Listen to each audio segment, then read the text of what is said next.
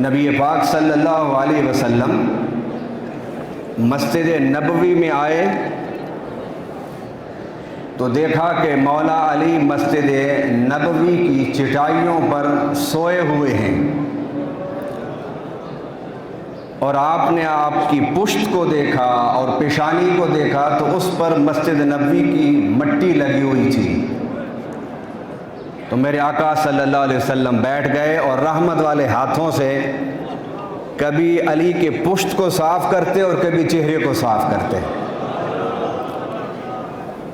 اور جب مٹی صاف کر لی تو فرمایا یا ابا تراب قم،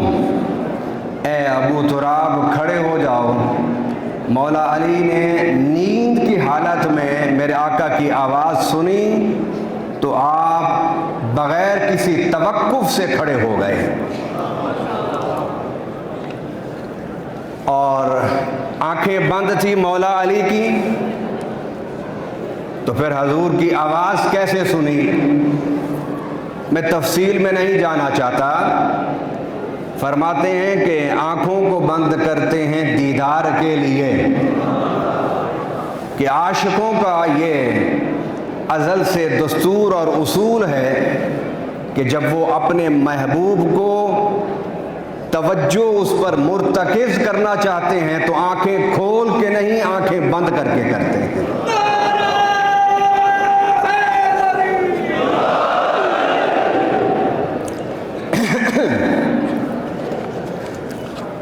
دوسری روایت یہ ہے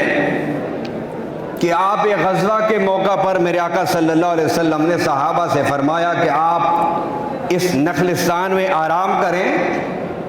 تو مولا علی ایک درخت کے نیچے لیٹ گئے استراحت کے لیے۔ حضور صلی اللہ علیہ وسلم نے پوچھا کہ تمہارے خیموں میں تمہارے ساتھ علی نہیں ہیں؟ قربان جاؤں مولا علی کی عظمتوں پر کہ ایک آن بھی مصطفیٰ کی نظر سے اوجھل ہوتے تھے تو حضور کا دل بے چین ہو جاتا تھا۔